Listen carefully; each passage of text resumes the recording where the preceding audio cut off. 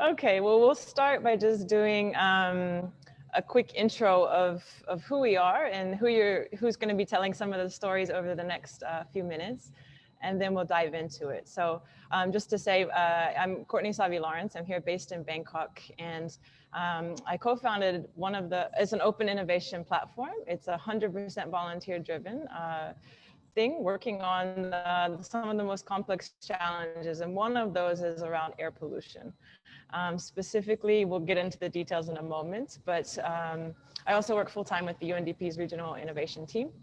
And today we're going to be sharing this story with our friends and colleagues with the World Resources Institute. So I'll let them introduce themselves just now too. Over to you, Jess and Beatrice. Sure, hi. Can you just move to the next slide really quickly? However, anyway, nice to see everyone. So Beatriz Cardenas and I co-lead the air quality program at the World Resource Institute. And I think we're really excited to be working with RSA and with Courtney and with Weena from the Thailand Clean Air Network to advance just greater recognition and more creative solutions to air quality. Air pollution, I'm sure that the health impacts have been in the headlines, and they are troubling, frightening, and go beyond premature death. They're also associated with illness here and now, everything from cognitive function to lung function to almost every organ in the body is affected.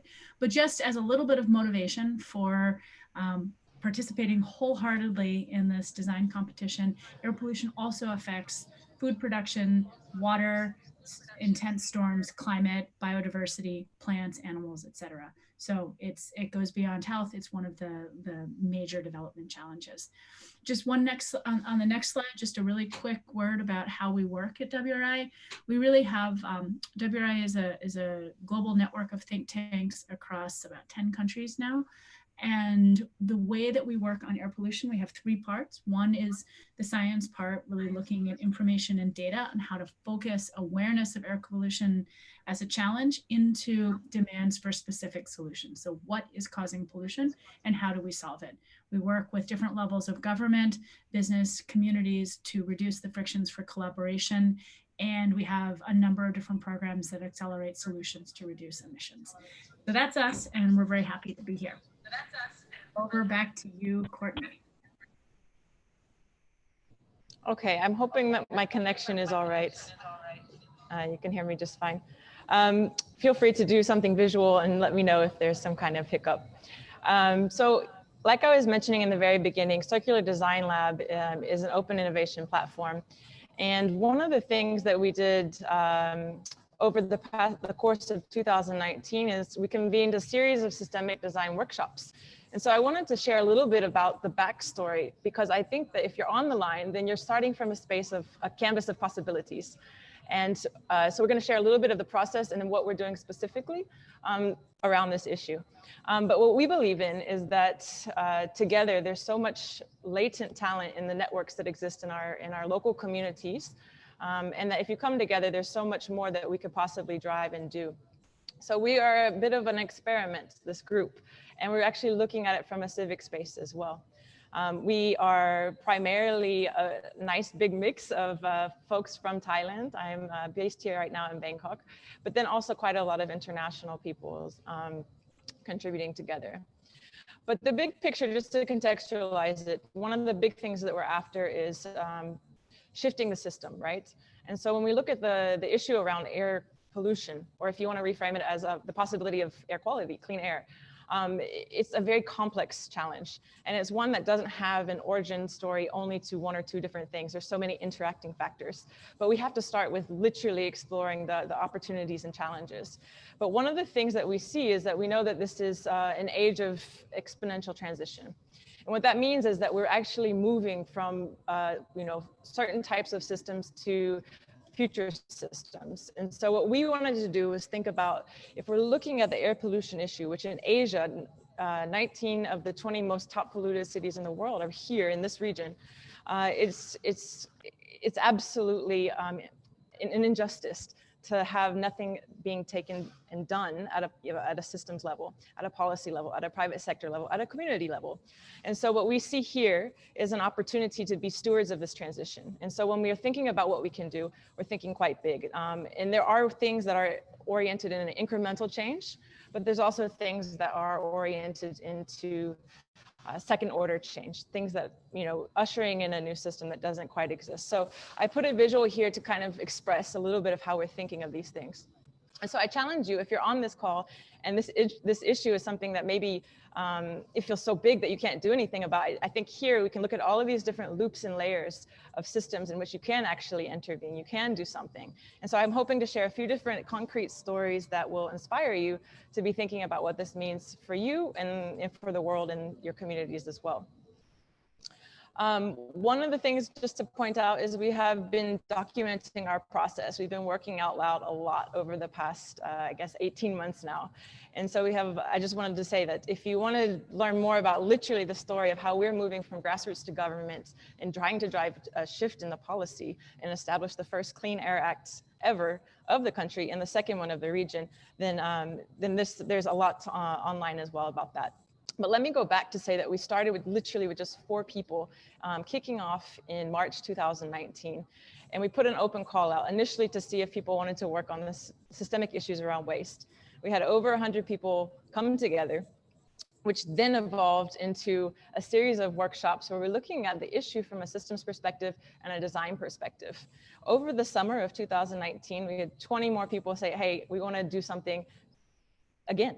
And so we did this pop-up lab again, and this time we added 2 other themes, one being air pollution, so the one I'll share a little bit more about, and then the second one around unsustainable fast fashion. So here we are, an organic community of rebels, if you will, that really wanted to come together on weekends, on evenings, and chew through some of the most complicated issues of our times. So the air pollution group, we used all kinds of interesting ways of thinking about the systems. This is an example of a rich picture where we just started expressing visually, where do we see the issue happening in what do we see in our context?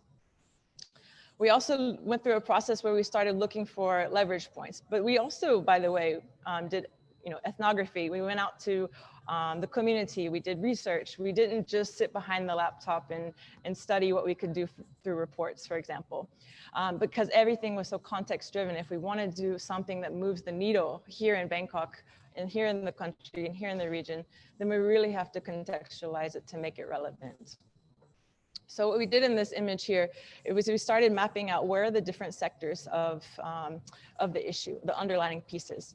And we literally followed our intuition and started pinpointing the leverage points or the acupuncture points that we thought could impact and move the system. The 2 that we landed on was education and awareness and policy change. So what you see here is a screenshot of a roadshow. This is a digital roadshow that we're running, launched in August. It will be wrapping up in December. But this is a manifestation of these workshops from 2019. It's a campaign to meet those 2 points that I already mentioned that we identified as the leverage points. And specifically, what was to me, quite exciting here in Thailand, there's actually a process in which there's a citizen-driven legislation process. If you have 10,000 citizen signatures, you can table your legislation to Parliament. So we collaborated with an organization called the Thailand Clean Air Network. They are 100% volunteer driven as well. And we all have the same question. What do we do on the human scale of this very transboundary complex issue and challenge? They have been working steadily for over the past 2 years. And there's a 200-page document actually, literally about the science, the data, the evidence, and the gaps and the possible solutions that can all inform a proposed policy shift.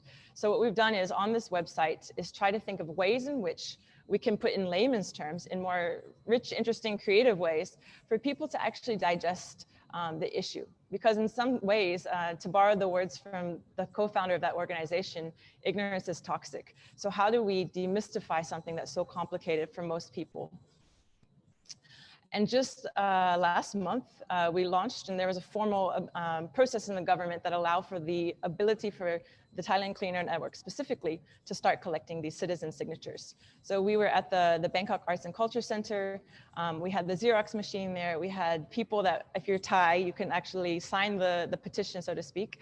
But we had a students' art competition, so you see in the top left. We had a performance, an artistic performance of what it means on the top right, and lots of people looking at it from a clean air future, a participatory design kind of workshop here too. So we are co-creating this with the community as we go. But to contextualize the issue for those of you that are really interested in maybe using Asia as a case study or maybe not, this is just to give it a little bit more grounding, so to speak. So over the next 2 slides, I'm just sharing here some of the ways in which the Thailand Clean Air Network has been conceptualizing the way that they want to respond to the challenge, and then us as Circular Design Lab as the ones to amplify, and together through our social capital networks have been able to expand and almost like a snowball, start very small, but continue to try to build a bigger and bigger rolling effect.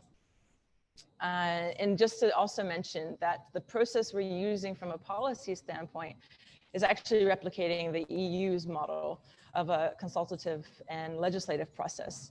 So all of this is actually on the website. We'll leave the website up there, and I know it's on the design brief as well. But I think the key message that I want to share is it's an incredible thing when you have the passion and the ambition and the drive. You can really co-create a variety of different things. Our roadshow, by the way, I didn't quite articulate it in detail, but we're doing a series of twice a month inhale and exhale webinars. So the inhale is where all of the authors of this 200-page document that most people are not going to be reading, in general, because unless you're really studying it, it's hard to have someone on the street that really cares. To make it more accessible. So we have these live sessions with the authors, and the exhale is the creative track. The one thing that I wanted to specifically mention here, because I know we're with designers, is that we had a session 3 weeks ago from air pollution to air assets. And we featured a variety of entrepreneurs and designers that were actually looking and reframing air pollution to be something that can be upcycled or used. And one example that's concrete that I want to share is specifically called Graviki Labs, and they're making printing ink out of air emissions. So all of that is also on the website, but they literally walked us through their process. They have their lab out of MIT. They're featured in Time's 100 Most Innovative Companies. But just imagine if everybody started looking at pollution or air, something that feels so intangible, but as something that could actually be a value add for all of us. That is an incredible way to start. So just to go back to the way that Joanna framed the very beginning of this session, you can start with a different goal in mind and end up with a completely different response to that challenge too. So over to Beatrice to share a little bit more around this issue that she's also expert in. Thank you. Well, very excited and following up Courtney is really this student design award is what we would like to have is all your ideas because what you can see in this picture is that air pollution is deep in societal roots. So sometimes, and depending where you are based, when you are living, you will see air pollution, or you will smell air pollution, or you will feel air pollution, or you will not, you may not. But something that we have to think about is where the pollution or why the air pollution is actually there. And sometimes we cannot see the sources, and sometimes we cannot actually recognize the source. And here you will see some pictures. I mean, what in our cities do we have?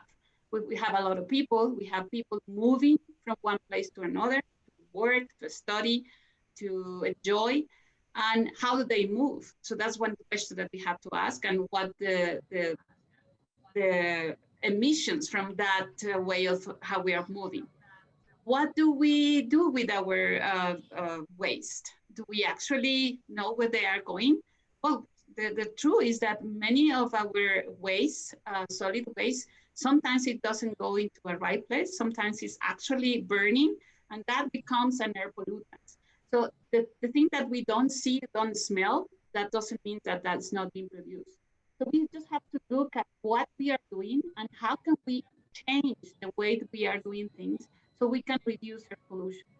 Um, we use a lot of bricks to build our houses. How did they are produced? Do we know how they do? How are they produced?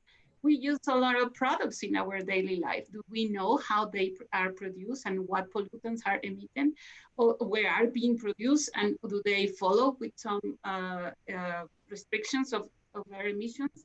So something that we have to think about is the way we are living. It could be, it could have a lot of impacts on air pollution, but it can have a lot of ways of speed change. I was very, uh,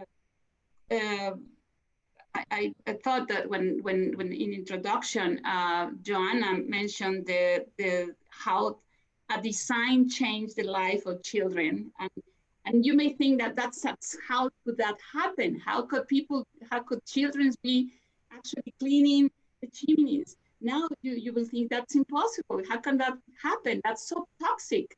Well, unfortunately, many years after, almost more than 200 years after, we are doing a lot of things that are actually producing a lot of air pollutants and are impacting a lot of people in our cities, in our suburban cities. So this is a way of if we identify the sources, if we are aware of what is actually producing the air pollutants, how they are moving, how they are transporting, how they are transforming, and probably wherever you are and from where emitted is far away, but you are still having this impact. So there are many solutions, and over the years there have been a lot of solutions. So how and can we do this even faster and in other ways? So, and I know we have a nice diagram that probably Jessica would like to share.